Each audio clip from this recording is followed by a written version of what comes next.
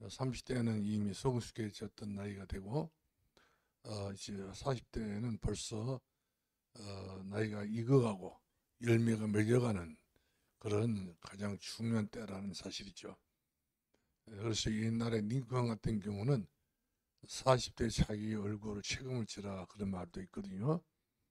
그만큼 40대는 자기 자신을 책임도 주고 가정도 책임을 주고 모든 걸 자기 스스로가 책임을 지는 가장 중요한 시간표라는 것이죠. 그와 같이 우리 교회가 지금 창립 40주년 됐는데 이제 우리 교회가 다 책임을 다 져야 됩니다. 오늘 또 이야기 들어봤더니 헌금도 조금 모자라서 마이너스 좋습니다. 이런 이야기가 나오길래 우리가 이런 것 정도는 이제 뛰어넘을 수 있는 그런 어떤 영적인 실력파가 돼야 되겠다고 하는 생각이 접어듭니다. 부르게 산돌교회. 우리가 이사야 14장 24절 말씀 보면 산돌교회를 생각을 해야 돼요. 깊이 생각하면서 경영을 해야 됩니다.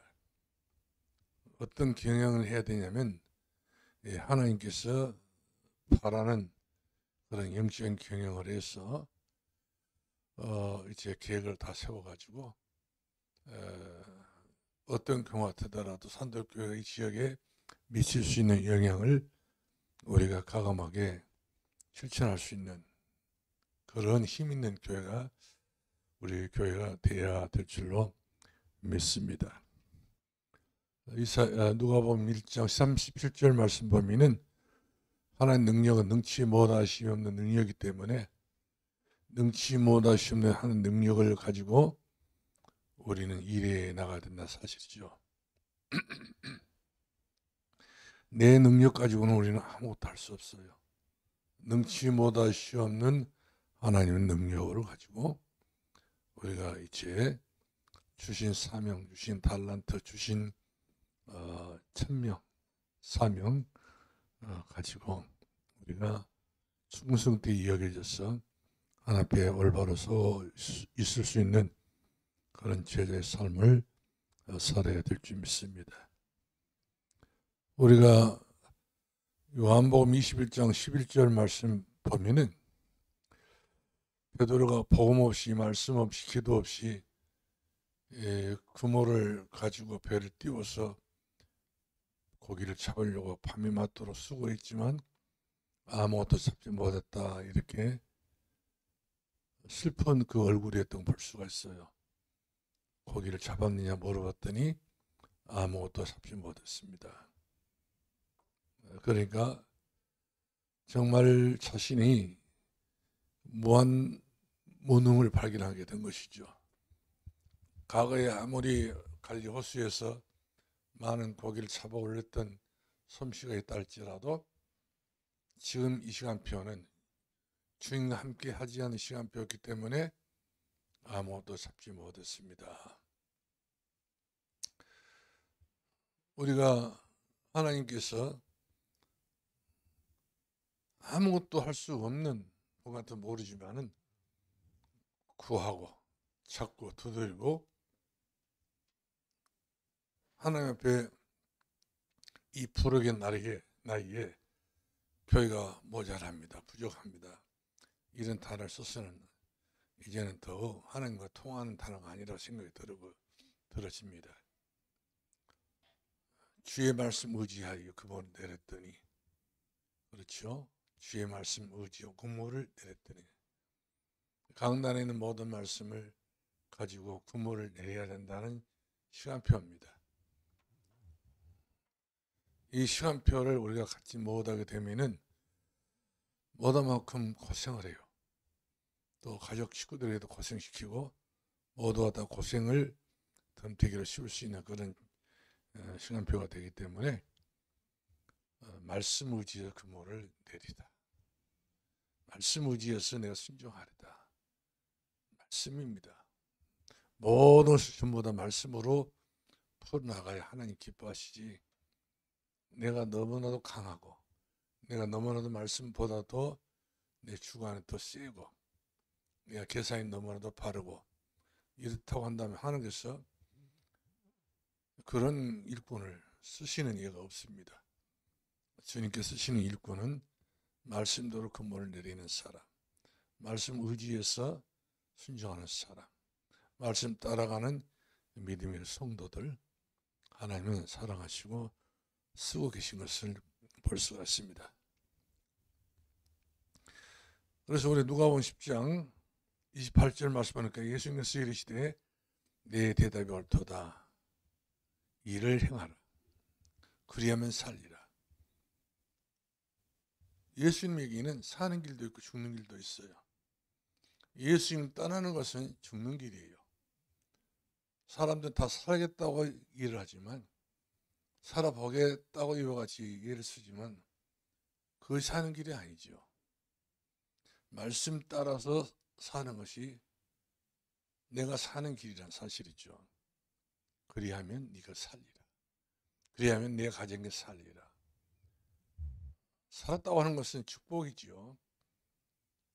그만큼 내가 사느냐 죽느냐는 내 행위에 따라서 결과가 달라져 가고 있는 것을 볼 수가 있습니다. 그렇기 때문에 부르긴 나이에 40대가 된 우리 산돌교회는 출애굽기 2장 6절 말씀처럼 하나님이 직접 십계명 돌판에 썼지 않습니까? 네가 나를 사랑하고 네가 내 계명을 지키고 네가 나에게 순종하면 천대까지 은혜를 내리겠다. 이것이 하나님이 분명히 우리들에게 천대까지 약속하신 영원한 언약입니다. 이 약속은 지금도 변함이 없어요. 지금 이스라엘 땅에는 전쟁이 아주 끝나지 않고 계속되고 있잖아요. 이란 나라가, 이라크가, 사우디아라비아 주변국들이 이스라엘을 무차별 공격해 오고 있지만 이스라엘 나라는 망할 수 없는 것이 바로 뭐냐면 하나님께서 이미 그 땅을 적과 꿀이 흐른 땅으로 언약 성취의 땅으로 예수님이 다시 오실 그 땅으로 지정해 버렸어요. 그렇기 때문에 주변국이 아무리 연합을 하고 또 연합해서 전쟁을 이렇게 산더미처럼 저질러 놔도 전쟁의 승패는 확정질 수 없습니다. 누가 이긴다 진다 할 수 없어요. 성경에 있는 그대로입니다. 여호와를 대적한 자 스스로 무너지고 파괴되고 죽게 된 걸 볼 수가 있습니다. 그만큼 하나님을 이미 작정을 세웠던 그 나라이기 때문에 함부로 손을 댈 수 없는 것을 볼 수가 있습니다. 그와 같이 우리도 마찬가지입니다. 하나님께서 우리와 영원히 함께하는 사람들이기 때문에 우리 평생에 우리를 감당할 존재가 없어요. 영적인 존재 중에 사단도 감당이 안 됩니다. 마귀도 우리를 손을 댈 수 없어요. 만만한 사람들은 불신자들이 만만해서 마귀는 건들지만 하나님 사람들인 저와 여러분들에게는 마귀가 손을 댈 수 없습니다. 너 하나님의 사람. 우리는 하나님의 사람으로 이미 우리가 이렇게 인정을 받고 있기 때문에 마귀가 틈을 살 수 없다는 사실이죠. 그러나 때로는 우리가 시험할 때가 있습니다. 사람 생각을 많이 하고 있을 때, 내가 먹고 마신 것에 너무 생각을 뺏기고 있었을 때에, 육신의 생각을 너무나 많이 하고 있었을 때는 사단의 가지각색으로 아담과 하와를 유혹했던 것처럼 예수님께서 40일 금식 기도하고 있었을 때에 금식 먹지 못하고 마시지 못하고 있었을 때 이때 예수님은 시험할 수 있는 기회인 줄 알고 찾아왔다가 오히려 벼락을 맞고 도망갔잖아요. 한 길로 가다 7길 도망가 버렸습니다. 다시는 예수님을 찾아올 수 없게 됐습니다. 우리 신명기 28장 말씀하면 한 길로 가다 7길 도망간다. 올 때는 큰맘 먹고 찾아왔지만 도망갈 때는 다 이상 더 이상 찾아올 수 없을 정도로 이렇게 도망가 버리고 만 것을 볼 수가 있습니다. 못 오는 거예요. 우리가 뭐 죄를 짓고 범죄하고 불신앙을 하게 되게 되면 그걸 봐가지고 일곱 귀신 더 데리고 올 수 있다고 성했기 때문에 그럴 수 있는 가능성이 있겠지요. 그러나 항상 우리가 예수 안에 있다고 한다면 마귀는 손을 댈 수 없다는 사실입니다. 그래서 부르기의 산돌교회를 빛의 망대에 세우는 것이 중요한 자신감이 될 수 있는 것이고 중요한 자존감이 될 수 있는 것이고 중요한 자긍심을 갖는 자세로 생각이 들어져요. 나는 마귀가 아무리 흔들려도 나는 안 흔들린다. 아무리 사단이가 나에게 별의 유혹을 다한다 할지라도 나는 아담 하와 같은 존재가 아니고 사울왕 같은 존재가 아니고 유다 같은 존재가 아니고 나는 삽비라 같은 그런 우리 가정 식구들이 아니다. 이렇게 내가 단정을 짓고 확신에 거하게 되게 되면은 찾아올 수 없지요. 오히려 그런 어려운 상황 가운데서도 초대교회가 더욱 세력이 확장되어지고 허단 재앙이 주께 돌아오고 하나님의 말씀은 더욱 힘이 잃었다 하지 않고 그 힘을 얻게 됐다고 성경에 기록되어 있습니다. 그래서 창세기 14장 4절 말씀 보니까 빛의 능력으로 오히려 18절 말씀 4절 말씀 보면은 아브라함이가 빛의 능력을 예배를 들고 나니까 빛이 임했지 않아요?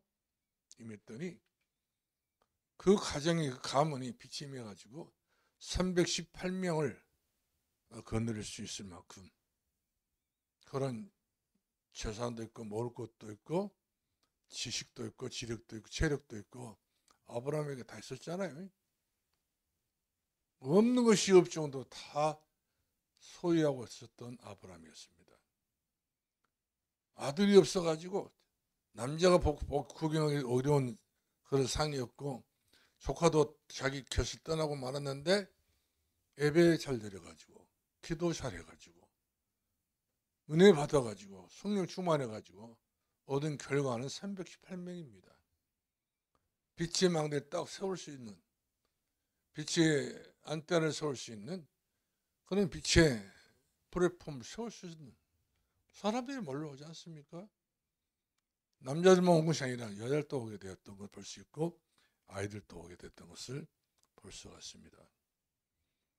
그러니 예배 축복이 얼마나 큰지 이 예배 축복을 이렇게 엄청나다는 사실을 모르게 되게 되면 예배 실패를 하게 되죠. 예배 실패할 때는 아무것도 모르지만 언젠가 인생 결산할 때에 나도 모르는 사이에 많은 손실을 보게 됩니다. 이것이 바로 예배 실패의 결과구나. 예배의 성공의 결과는 이렇게 하나님께서 내게 협력해서 선을 이루시는구나. 예배의 결과입니다. 아브라함 예배의 결과는 다르게 표현됐잖아요. 빛의 격제로, 빛의 제자로, 빛의 일꾼으로, 빛의 사람으로 완전히 헤브론 마음으로 상은 숲을 밑에 예배 하나가 아브라함의 미래까지 완전히 큰 응답으로 역사하게 됐던 것을 보게 되죠.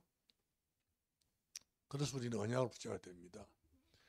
사도행 1장 1절이죠. 누가가 그토록 복음에 완전히 생판으로 오셨던 데오빌로에게 예수가 그리스도란다. 로마의 제우스 신이 그리스도가 아니고 로마의 아폴로 신이 그리스도가 아니고 나사렛 예수가 그리스도란다. 인류의 메시아 되신 분이 바로 오셨던 그분이 그리스도란다. 그분이 예수야. 그렇게 하면 사도행 누가복음을 쭉 들어가면서 그 사이의 관점에서 얼마나 성경을 참 과학적으로 썼는지요. 사람이 이지와 능력을 가지고도 해석이 안 될 정도로 누가복음을 기록했지 않습니까? 예수님 족보가 있어갖고 이분이 그리스도란 거예요. 지식 있는 사람들은 지식으로 상대를 해줘야지. 이 디오벨로 지식인이 아닌가요? 로마에서. 그렇기 때문에 지식인, 의학적인 지식을 갖고 있었던 이 누가가 이 누가복음을 쓰면서 얼마나 이 데오빌로가 말씀의 은혜를 받았는지 몰라요. 근데 말씀 받았던 이 데오빌로를 그대로 내버려 두지 않고 사도행전을 또 써가지고 또 확실하게 복음은 역사서다. 역사는 인정을 해야 되잖아요. 그런 세월을 전부 인정해야 되는 것이 원칙이거든요. 산들교가 이 땅 40년 동안 존재해왔던 그 역사는 여러분들이 잘 알지 않습니까? 우리가 뜨내기로 막 이렇게 산들교가 된 것이 아니라 그 처음부터 지금까지, 시작부터 오늘 이기까지 40불억의 이 세월까지 이제는 모든 걸 책임을 질 수 있는 불억의 그 세월까지 하나님께서 산들교회를 함께 했다는 사실이죠. 이게 역사입니다.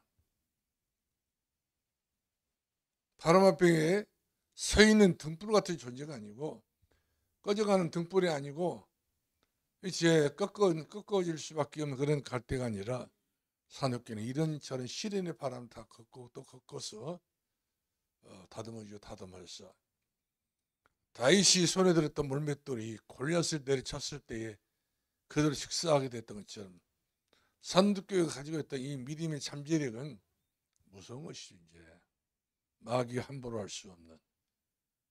그래서 예수 그리스도의 그 이름으로 여러분 얼마나 명하시 바랍니다. 사도행 16장 16절로 18절 말씀하니까 바울이 예수 믿은 지 얼마 되지를 않았었어요.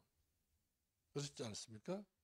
근데 단번에 그 빌립기인들의 저만한 점쟁이에게 예수 그리스도 이름 명하는 더러운 귀신이 떠나가라니까 떠나가지 않습니까? 그만큼 다른 이름으로는 안 됐었어요. 예수님밖에 이런 엄청난 권세가 그리스도 이름으로 모든 것들이 전부 다 성취되었던 것을 볼 수 있습니다. 그래서 우리는 말할 때 갈보리 산의 언약이라 이렇게 말하지 않습니까? 이루어진 말씀, 다 이루어질 말씀. 주님께 다 말씀하셨지 않아요? 내가 다 이루었다지 않아요? 다 이루어진 말씀입니다. 여기에 대해서는 본론도 서론도 결론도 중요치 않습니다. 내가 다 이뤘다. 그 말씀이 제일 중요합니다. 그 말씀하시고 난 이후에 데오빌로에게 예수님께서 이 땅에 계시면 40일 동안 하나님 나라의 일을 하셨다. 이 땅에 하나님 일을 한 사람이 없어요. 누가 하나님 일을 합니까? 예수님만 하나님 일을 하셨습니다. 승천을 앞두고 마지막 예수님의 사역이 하나님 나라의 일입니다. 하나님 나라의 일입니다. 하나님 나라에 여기 있다 저기 있다 이와 같이 뜨내기식으로 말하지 않고 하나님 나라의 일, 너희 마음 하나님 나라가 임하였다. 누구 이름으로? 예수 그리스도 이름으로 진심으로 이루어졌다. 이 확실한 사실을 증거했던 것을 볼 수가 있습니다. 이랬더니 이 역사는 중단이 없었어요. 오직 성령이 너에게 임하시면, 오직 성령이. 그러니까 이스라엘 나라 회복이 어느 때입니까? 물어봤을 때도 그거 묻지 말라고 하죠. 그것이 중요치 않다는 것이죠. 지금 당장에 지금 이 시간 여러 가지 모양으로 고민할 것이 하나도 없이 오직 성령이 너에게 임하시면 너희가 권능을 받고 예루살렘과 온 유다와 사마리아 땅까지 이르려 내 증인이, 이제 네가 입을 벌려서 증인이 될 것이다. 이것은 하라고 하지 않고 증인이 되게 하게 하리라 한다는 거예요. 하나님이 그렇게 일을 하신다는 것입니다. 중단 없이 계속적으로 말씀의 운동을 펴게 되게 되면 열매는 온다. 그런 얘기입니다. 그러면서 이런 성도들이 전부 다 구원받은 성도들이 모여서 예배 드렸는데 그 예배 드렸던 그 장소가 어떤 자리냐? 사도행전 2장 46절 말씀 보니까 한 마음으로 모였던 것이 교회가 되고 말았잖아요. 마가의 다락방 교회. 한 마음으로. 그렇습니다. 교회는 한 마음이 돼야 돼요. 이 마음 저 마음 여러 가지 마음이 있으면 안 되죠. 한 마음. 그렇기 때문에 한 마음으로 되는 이 공동체는 건들 수 없습니다. 앙벌이, 큰 앙벌이요. 그 꿀벌 집에 들어서 그 꿀 도둑질 하려다가 들어가가지고 그 벌들이 잘 자르잖아요. 일벌들은 그것이 뭐 양벌 꿀벌들은 만만히 보고 들어가가지고 그 꿀벌들이 전부 에어싸가지고 그냥 눌러버리니까 압살 당해가지고 그만 그 앙벌이 죽었다는 그런 이야기 있더라고요. 1대1로 싸우면 꿀벌이 죽습니다. 그런데 멍땅 거 붙으니까 이 앙벌 숨을 쉬지 못해가지고 압살 당해가지고 그대로 죽었다는 이야기 있지 않습니까? 이건 사실이에요. 과학적으로 드러난 이야기인데 마찬가지로 사람들이 보기에는 기독교 약하게 보이고 연약하게 보이지만 그렇지 않습니다. 옹심력이라는 것이 중요한 것이죠. 하나 되는 것이 중요한 사실이죠. 서로 네 생각 내 생각 다 다르면 아무것도 할 수 없습니다. 한 마음 한 뜻으로 한 가닥을 딱 잡아가지고 함께 해버리게 되기 때문에 큰 힘이 될 수밖에 없는 겁니다. 큰 힘이 있는 단체는요. 그 누구도 깜을 볼 수 없다는 사실이죠. 그래서 사도행전 4장 33절 말씀 보니까 이렇게 한 마음으로 함께 기도를 했더니 사도들이 큰 권능으로 큰 능력으로 은혜를 받으니까 큰 역사가 일어나버려 된 거예요. 바리새인들에게 없었던 그 권능이 저 예루살렘 성전에 헤롯 성전에 일어나지 않았던 그 큰 권능이 거기는 사람의 권능이고 눈에 보이는 그런 권세였지 영적인 권세는 아니란 말이거든요. 근데 이 초대교회는 건물도 변맺지 못하고 사람들도 수준이 변맺지 못했지만은 이들이 한마음 한뜻에 딱 모여서 사도들과 함께 한 팀이 딱 되니까 사도들이 하늘 쓰시잖아요. 큰 권능으로 귀신은 귀신이 떠나게 되고 병자는 병이 떠나게 되어지고 모든 저주와 재앙은 떠나게 되어지고 하나님 나라는 임하게 되어지고 엄청난 대부흥의 역사가 일어나게 됐던 것을 봅니다.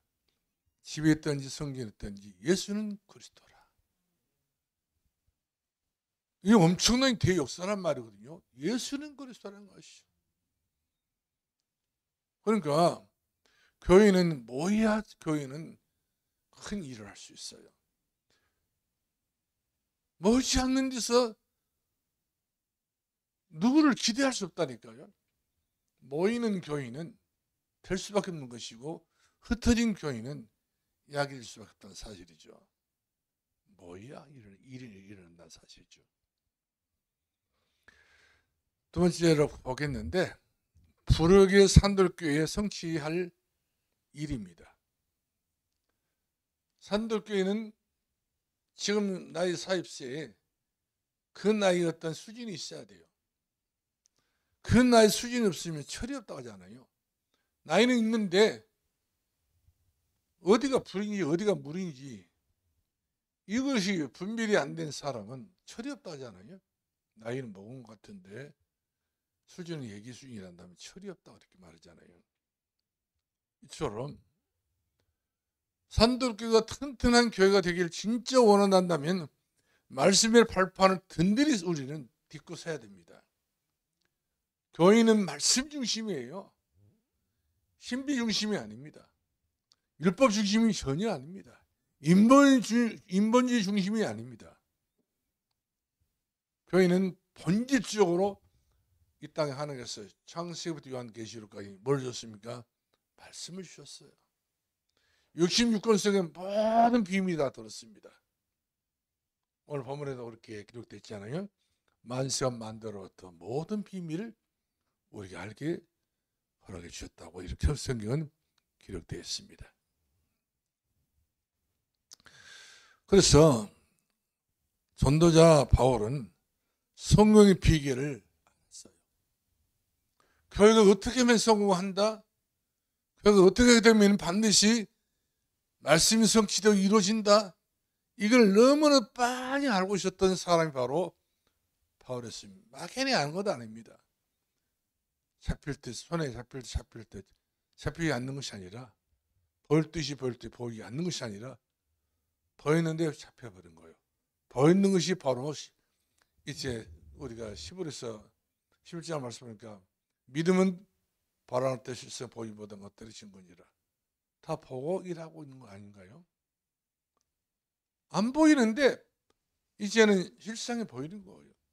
보이지 않는데 증거가 나타났다는 사실이죠. 왜? 그 속에 말씀이 있으니까. 말씀은 살고 운동력에서 자유났으니 그 어떤 거 예리한 말씀이기 때문에 그 말씀 반드시 살아있는 말씀이기 때문에 산이 역사했다는 말씀이죠. 그래서 우리가 빌립보서 3장 12절로 13절을 우리 한번 보고 우리가 읽혀 나갑시다. 다 같이 한번 빌립보서 3장 12절로 13절 한번 보시죠.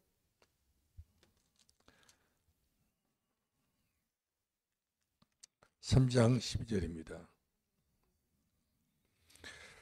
자, 뭐라고 써있는가 한번 볼까요? 써있는 거 보지 말고 어떻게 말씀이 성취되는가 봅시다. 12절 말씀 보겠습니다. 시작. 함도 아니요 온전히 이루었다 함도 아니라 오직 내가 그리스도 예수에 잡힌 바 된 그것을 잡으려고 달려가노라. 예수님을 우리가 어떤 관계입니까? 주님이 나를 어떤 관계입니까? 주님께서 나를 잡아야 돼요. 잡힌 바 된 그것을 뭐 잡았습니까? 구원의 능력을 가지고 나를 잡았습니다. 그것을 또 내가 잡으러 간다고 이렇게 기록되어 있잖아요. 다른 것을 잡으러 간 건 아니에요. 내게 구원을 주신 그 은혜를 내가 잡으러 간다라. 나는 그 은혜 속에 내가 잡혀야 되겠다. 그것이 바로 올바른 순종이라 저는 생각됩니다. 겸손한 마음이고. 그 다음 우리 13절 말씀 보겠습니다. 형제들아 나는 아직 내가 잡은 줄로 얼마나 겸손합니까? 다른 사람 같은 이미 잡았다고 난리칠 거예요. 그런데 아직은 내가 잡은 줄로 여기지 아니하고 뭐라고 그랬었습니까? 오직 한 일, 즉 뒤에 있는 것을 잊어버리고. 그래요. 뒤에 있는 것을 뭐하고? 잊어버려야 됩니다. 이전 것을 잊어버리지 말고 잊어버리고 과거 것을 생각지도 말고 보라 내 새 일을 행한다 했잖아요. 이전 것을 같이 가지고 가면 앞에 닥칠 이런 엄청 응답은 우리가 소유할 수 없는 겁니다. 가질 수 없는 겁니다. 누릴 수 없다는 사실이죠. 그래서 아주 중요한 말씀이 바로 13절이죠. 형제들아 나는 아직 내가 잡은 줄로 여기지 아니하였고 오직 한 일, 즉 뒤에 있는 것을 먼저 1차적으로 잊어버리고 앞에 있는 것을 잡으려고. 하나를 놔야지. 양손에다가 쥐고 있으면 뭘 잡겠습니까? 하나라도 이거 던져버리고 하나라도 없애버리고 하나라도 우리가 포기를 해야 또 하나 새로운 걸 잡을 것 아니겠어요? 양손에 다 떡을 쥐고 누가 뭘 또 주게 되면 받기는 하겠습니까?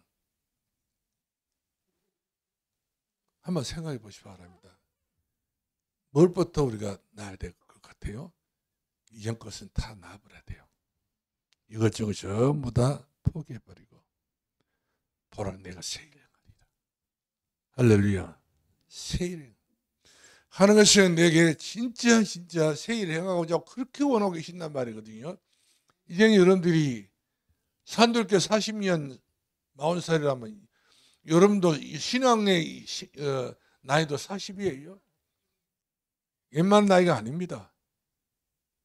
많이 잡수셨어요. 그래서 어른 저렇게 우리 신앙생활 해야지. 또 우리가 유치원식으로 앞에 명찰 달고 앞에 그 코 올리게 그 수건 달고 말. 옛날 우리 초등학교 가니까 학교에서 분명히 이렇게 하라고 하더라고요. 명찰 달고 한쪽에다 뭘 달으라고 그랬어요? 손수건 달아요. 예, 손수건 달면 하도 코 올리는 놈들이 많다 보니까 옛날에는 하도 못 먹어가지고 가난해서 못 먹어가지고 우리 돈은 코주부가 하나 있었어요. 어떻게 코를 많이 흘리던지요. 숨 마시면 올라갔다 내려갔다니까. 낙지발 같은 그 코가. 진짜 밥을 못 먹었어요. 송창근이라는 나보다 나이가 2살 더 먼저 그러더라고요. 풀면 될 때 안 풀어. 그렇게 아까운 거야. 더럽게 짝이 없어요. 그러니까 그런 애들이 학교를 들어가게 되면은 반드시 이제 그 왼쪽 포켓 위에다가 수건을 달게 하더라고요. 코 닦으라고. 우리가 코 흘리게 돼서는 안 되죠. 자, 우리 다 같이 한번 이제 4절 말씀 봅니다.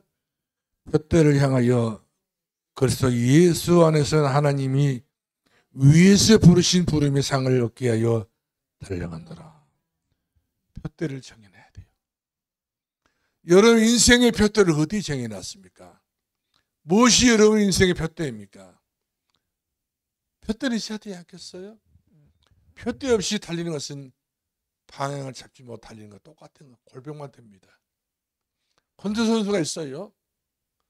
권투 선수는 상대방을 맞아도 상대방을 보고 맞아야 돼요. 때려도 상대방을 보고 때려야지. 눈 감고 서서 부른다고 해서 상대방 다 맞습니까? 이리저리 피해서 다니지. 자기만 뒤지게 맞고 말씀이죠. 그 밥솥이라는 밥도 선수 안에 있었어요. 밥셉인가 이상. 최홍만이 붙었어요. 키가 큰 우리나라에서 이슬람 선수 붙었는데 최홍만이는 상대를 보고 눈 뜨고 막 그냥 때리는데 이놈은 눈 감아버려. 이런 걸 막 손을 젓기는 졌는데 주먹은 커요. 운동도 얼마나 많이 했던지 팔뚝도 그렇게 크고 장사 중에 장사인데 항방이 없어. 항방이 없어. 마구 쏘신다고 해서 이긴 것도 아니잖아요. 우리 신앙도 마찬가지입니다.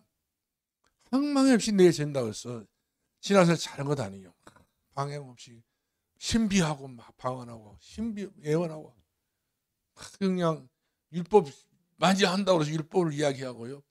예수 그리스도의 방향을 딱 정해놓고 우리가 뭐든지 가능하다면 할 수 있지만 예수 그리스도를 정해내지 못하고 다른 것을 열심히 하는 것은 골뱅들이밖에 안 된다는 사실이죠. 그렇지 않겠어요? 그래서 바울은 미래지향학적인 그런 방향을 설정을 잘했다. 이렇게 칭찬하고 싶어요. 우리가 그런 시간을 가져야 된다는 사실이죠. 물어보면은 나는 날마다 예수 그리스도를 향하여 달려가노라. 그래야 됩니다. 우리 14절 말씀 날마다 부르심의 상을 얻기 위하여. 신앙생활은요 상입니다.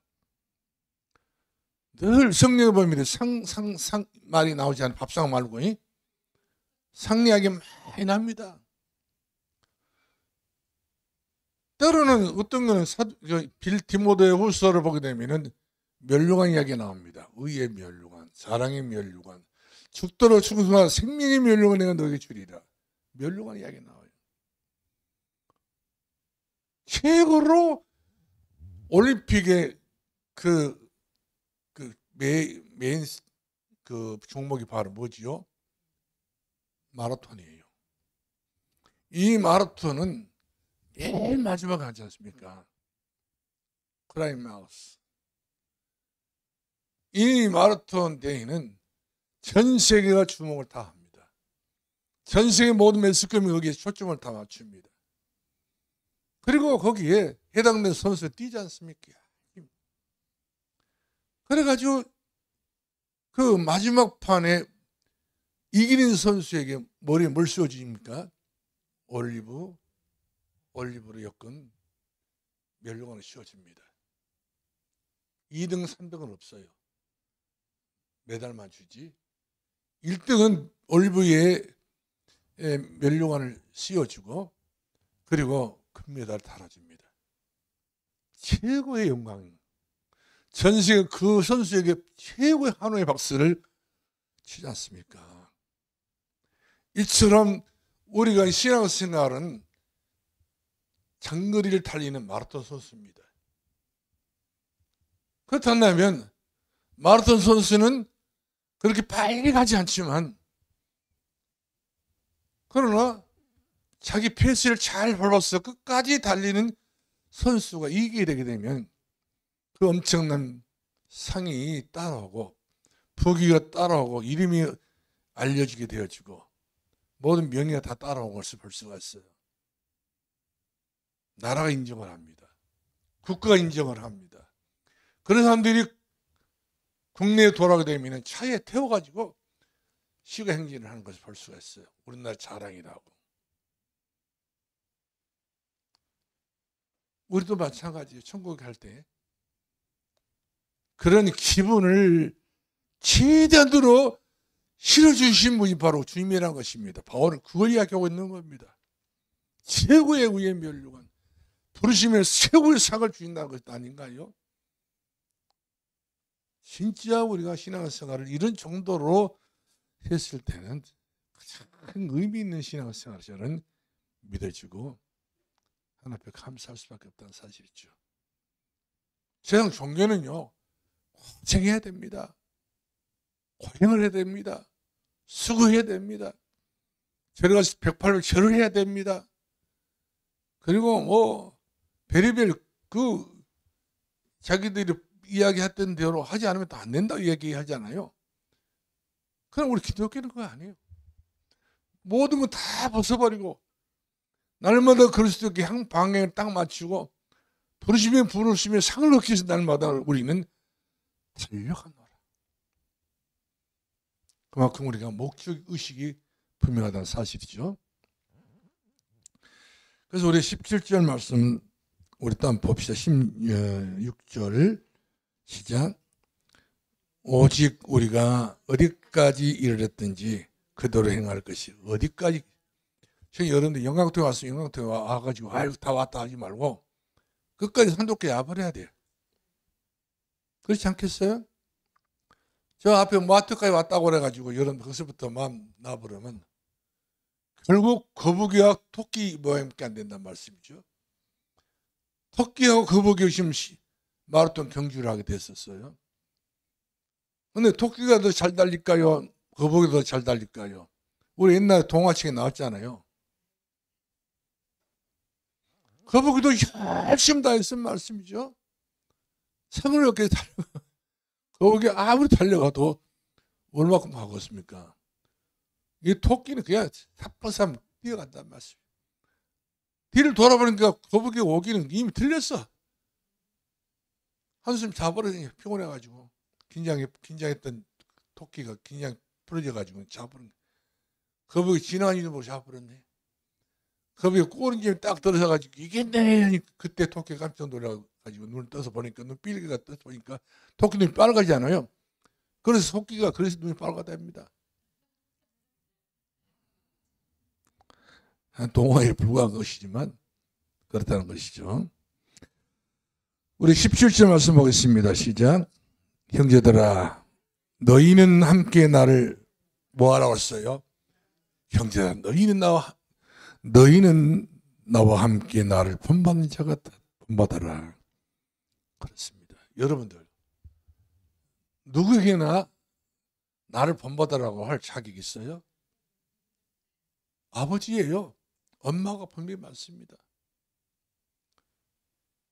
그러면 자식들을 가르치는 엄마로서 아버지로서 아들아 나를 본받아라.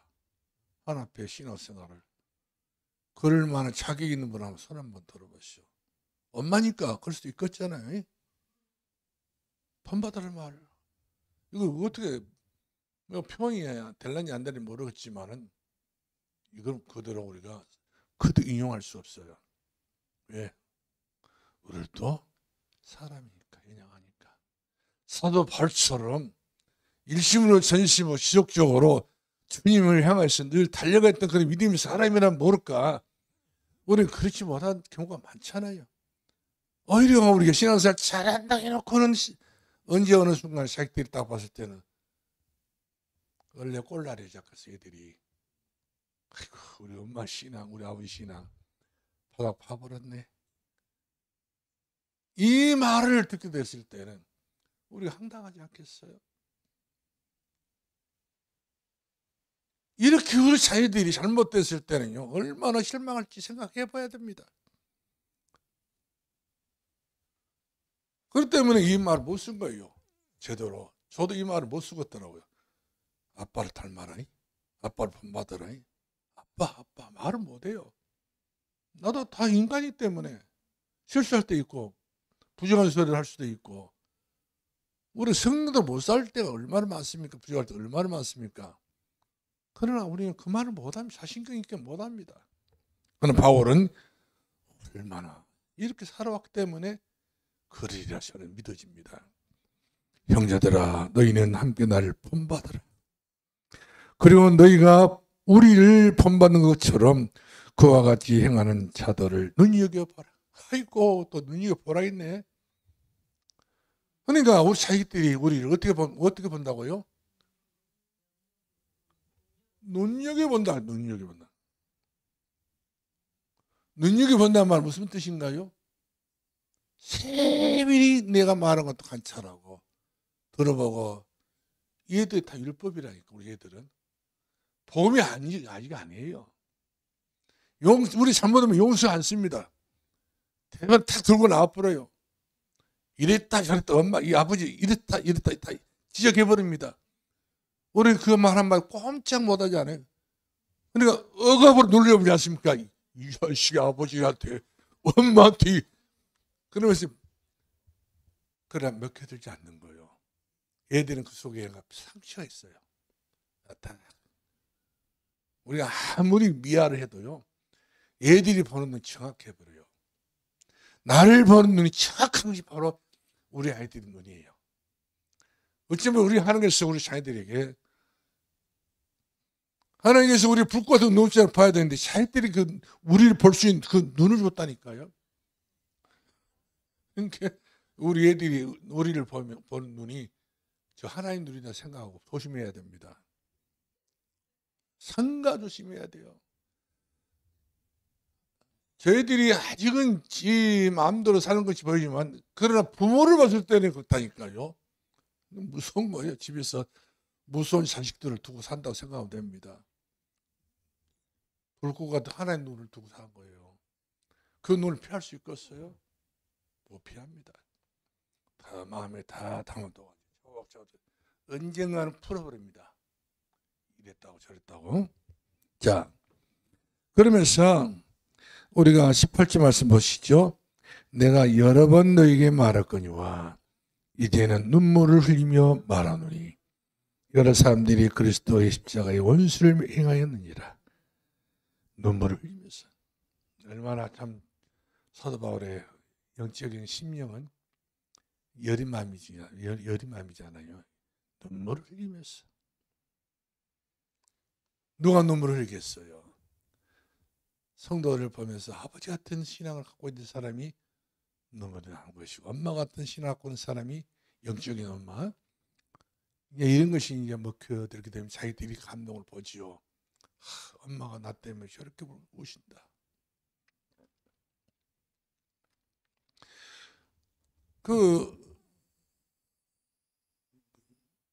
아우구스트가 아니라 어거스틴이 20년 동안 무려 타락했었잖아요.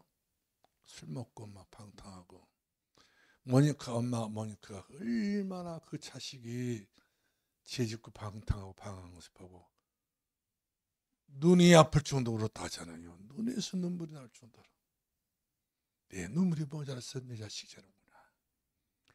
내 눈에서 눈물이 모자라서 내 자식이 이렇게 방황하고 있구나. 내 눈에서 그래서 그 모니카가 죽고 난 이후에 그 아들이 어디서 들려오는 찬송가를 듣고 회개하고 돌아와가지고 어머니에 대한 자기의 죄에 대한 참회를 썼잖아요. 하나님에 대한 참회를 쓰고 어머니에 대한 참회를 써. 진정한 나의 어머니는 눈물의 어머니였다. 그렇죠? 예수님의 십자가상에서 피를 흘린 그 피는 나를 위해서 흘린 피였고, 사도 바울이 로마에서 내가 로마로 가야 하리라 로마에서 그 핍박을 당했을 때도 나를 위한 어떤 먼저 선구자로서의 본을 보이기 위해서 목을 베어서 순교를 당했던 그 피가 로마 전역에 흐르고 있다는 사실을 우리들에게 증거해 주고 있는 것을 볼 수가 있습니다. 그래서 우리가 세 번째 보겠는데요. 부력의 산돌교회 성공 계획에 꿈꾸는 사람이 되자 그 말이에요. 앞서간 사람들과 뒤서간 사람들이 있습니다. 차이점은 바로 뭡니까? 왜 내가 앞서가고 있는가? 왜 내가 뒤서가고 있는 것인가? 하는 지도자들의 책을 보니까 앞서간 사람은 전문성인 사람들이에요. 대충 않습니다. 대략 생각하고 하지 않습니다. 허술하게 시스템을 꾸리지 않습니다. 재반복하지 않으려고, 실수 안 하려고요. 결국 열매를 본 것 아닌가요? 결국 함께라는 것을 보기 때문에 보람이라는 것을 같이 나누기 위해서 앞서간 사람들의 생각은 완전 전문성입니다. 그리고 사회적인 것이고 현실적인 것이고 실제적으로 이렇게 고생을 하신 분이 앞서간 사람들이에요.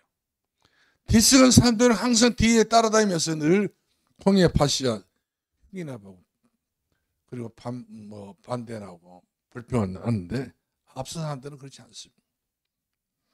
시대적으로 수입 많은 사람들은 보면 공통점이 있다는 바로 뭐냐면 분명한 자기 달란트가 있는 거예요.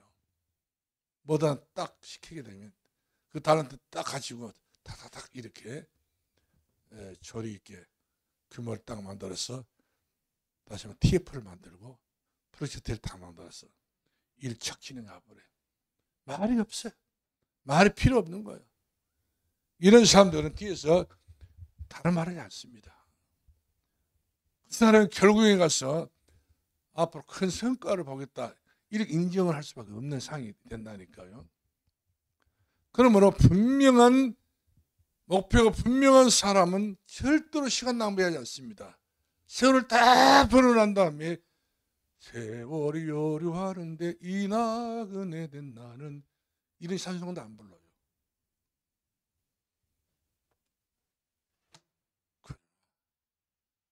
세월을 낭비하고 허비한 사람들을 보면은 자기에게 주어진 가장 값진 시간을 다 놓치고 난 다음에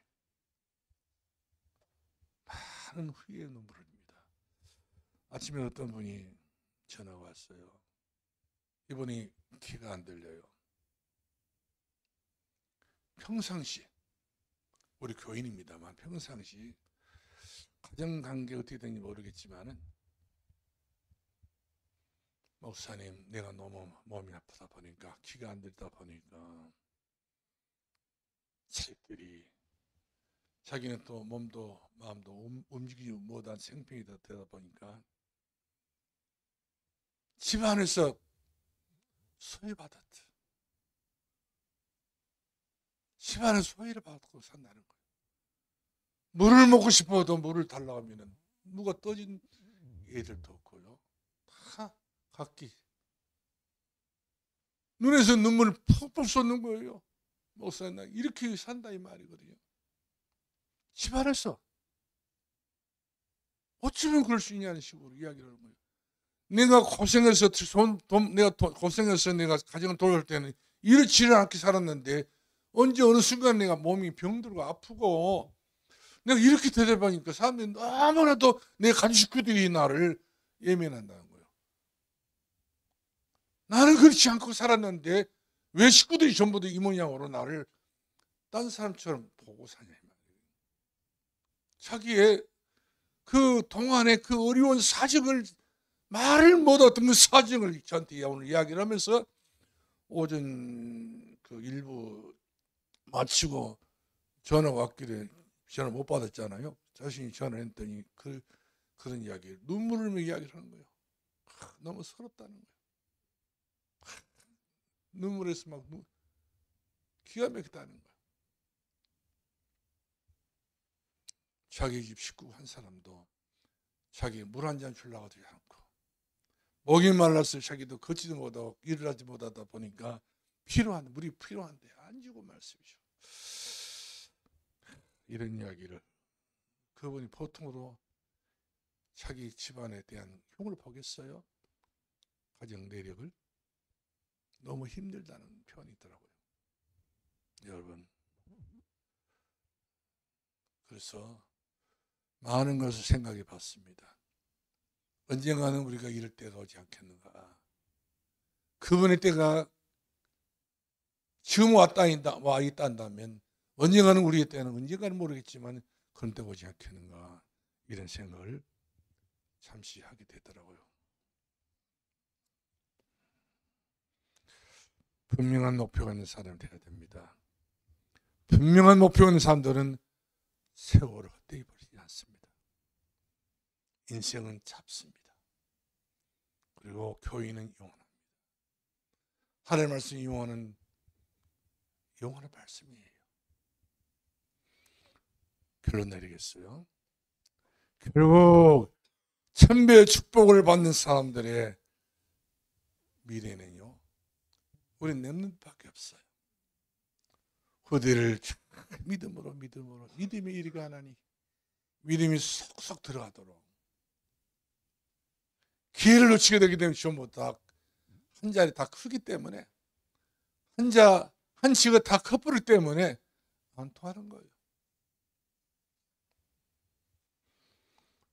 하나 앞에서 내 인생, 내 가정, 내 기업 성공 계획을 세워야 됩니다.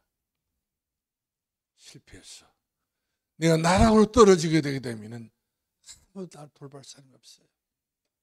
눈 번이 뜨고도 내 식구들이 나에게 그토록 천박스럽게 나를 대한다는 것이죠. 이것이 내가 인생을 살아가는 기도 제목이다 생각을 하시고 확신을 가져야 된다는 사실이죠. 가나안 땅은 하나님 먼저 만세부터 만대까지 우리에게 주시기로 예비된 그런 땅입니다. 우리 한번 다 같이 한번 빌보소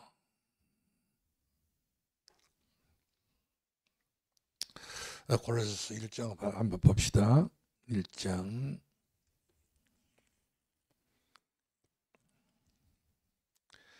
24절부터 한번 보게요.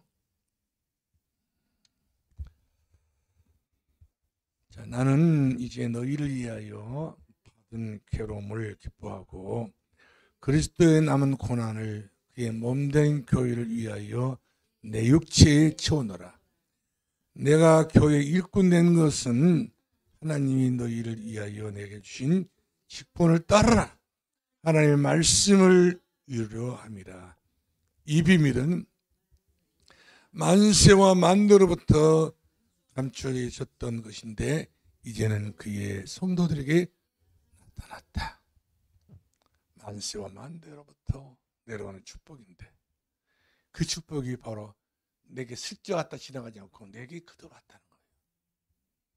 이 축복을 가슴에 간직하고 어떤 경우가 되더라도 우리 스스로가 우리 장래에 눈물이 나오지 않고 슬퍼하고 억울하게 우리 인생을 살지 아니하고 하나 앞에 바울이 말했던 것처럼 의의 멸론을 주께서 예비하였으므로 나는 그 의의 멸론을 받게 될 것을 확신하고 신앙의 남은 때를 줄곧 부르게 나이에 산들교회 여러분 다 40살입니다.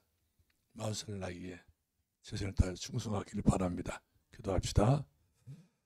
은혜와 사랑이 한량없이 많으신 우리 아버지 감사합니다. 우리 인생의 남은 때만큼은 지금부터 우리가 분발하고 또 분발해서 후회가 있지 않고 그동안 살았던 것을 우리가 불행하게 여기지 아니하고 하나님 앞에서 때를 따라서 돈 은혜 안에서 살아갈 수 있는 하나님의 놀라운 사랑을 베풀어 주옵소서. 예수님의 이름으로 기도합나이다. 아멘. 찬송.